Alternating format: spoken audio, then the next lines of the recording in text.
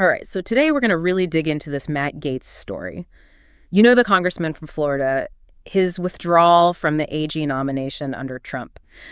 It's wild, right? We've got articles and social media posts, even some direct quotes. It's a whole mix of political strategy and personal stuff. This is going to be good. Yeah. You know, it's interesting. Gaetz was seen as a strong contender early on. You know, those meetings with the GOP senators, everyone thought it was a done deal. Right. Total shocker when he withdrew. And this is like right after the House Ethics Committee. Heard all that testimony, about the allegations. And those were pretty serious. Drug use, inappropriate relationships, even potential financial issues. Yeah, you can't ignore that. Definitely casts a shadow over everything. Makes you wonder about those positive meetings. Maybe not so positive after all. Yeah, could be. And remember, this is the Attorney General. It's all about integrity, public trust. Even the appearance of wrongdoing is a huge deal. Absolutely. But even with all this, he's still got some big names backing him. Like Mike Johnson, the House Speaker, called Gaetz an America First fighter, said he's got a bright future. Interesting, right? That America First label. It's become central to a whole segment of the GOP. Immigration, trade, you know the issues. Johnson using that phrase is strategic, putting Gaetz squarely in that camp. Well, for sure. It feels very deliberate, like shoring up support, countering all that negative press. Exactly. A way to signal to the base, we're still with him. And it's not just Johnson. Gaetz' wife, Ginger, posted something cryptic on social media. End of an era. Adds another layer to this whole thing. It does make you wonder, what era? Is it his time in Congress? The AG dream? Something else entirely. Totally. Open to interpretation. Yeah, for sure. And this isn't just about politics, right? This is personal, too. Gaetz' relationships, family, how they're affected by all this. Yeah, it's easy to forget. These political dramas, they play out in real people's lives. Okay, so we've got the allegations. Mixed reactions from the GOP and that cryptic post from his wife. But wait, there's more. There is. Gaetz got reelected to the House, but he's made it clear he's not coming back. So now the big question is, what's next? Exactly. Some sources are saying maybe governor of Florida in 26. Others are saying he might go for Rubio's Senate seat. And there's some fuel for that fire. Remember that quote from Senator Rick Scott?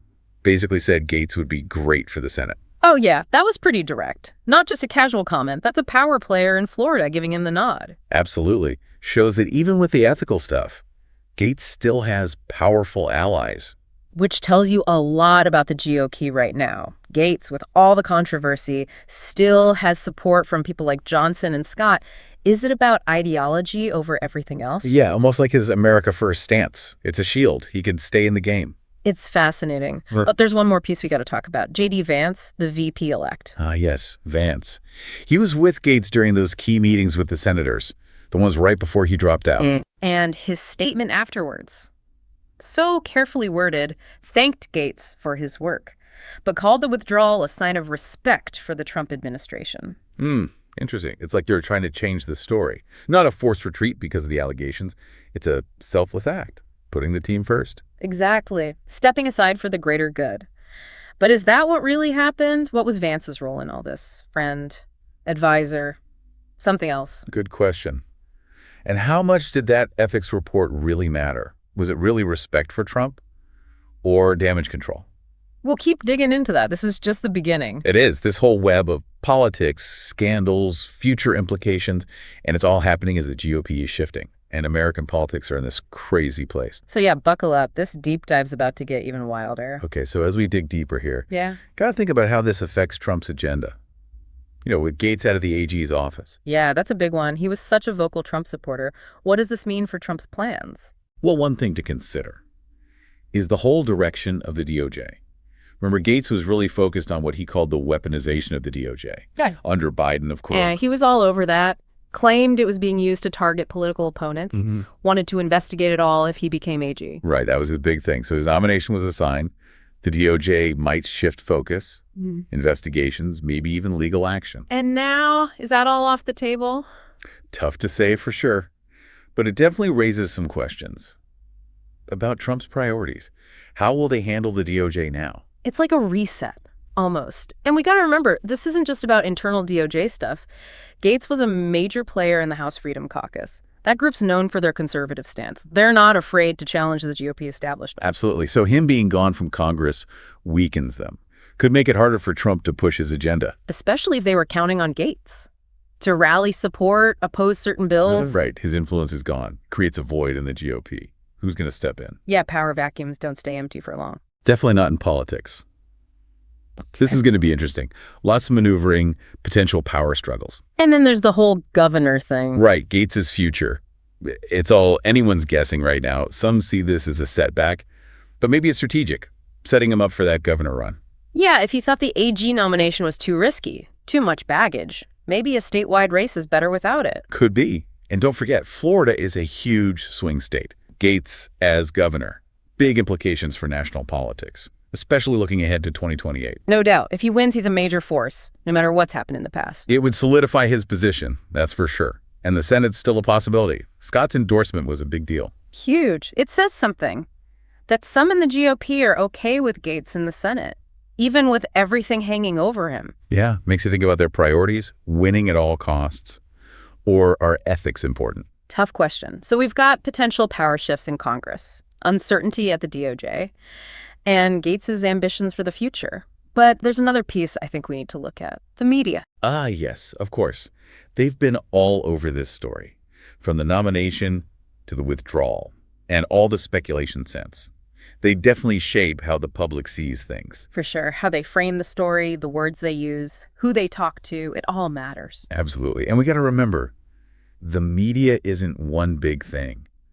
Different outlets, different biases, different agendas, different audiences. Some have been really tough on Gaetz, focusing on the allegations, questioning if he should even be in office. Right, while others are more supportive, talking about how conservative he is, his loyalty to Trump. And then you've got the ones who just love the drama, all about the conflict, the sensational stuff. Yeah, it's a mixed bag out there. We got to be careful. Think for ourselves. Can't just take everything at face value. Got to question things, look at different sides. Exactly.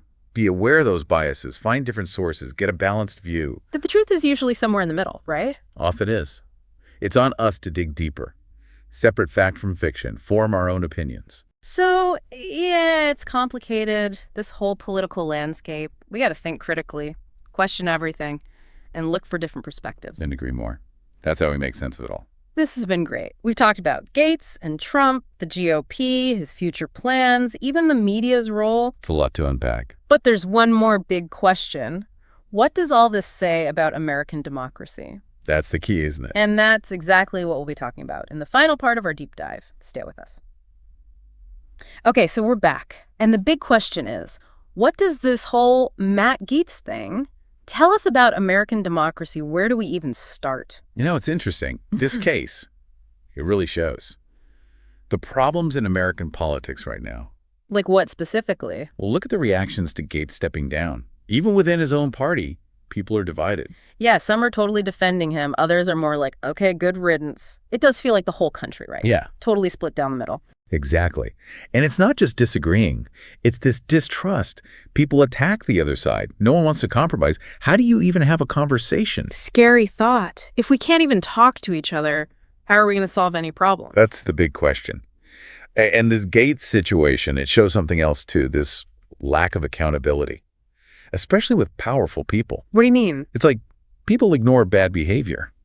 If it's someone on their team. So it's like innocent until proven guilty, but twisted, right? Like, I don't care what they did. They're on my side. Yeah, exactly. And that's dangerous. Powerful people start thinking they're untouchable. Doesn't make you feel good about the system. Like, the rules don't apply to everyone. And when people lose faith in the system, that's when democracy is in trouble. They stop voting, stop caring. They believe anything they read online. It creates chaos.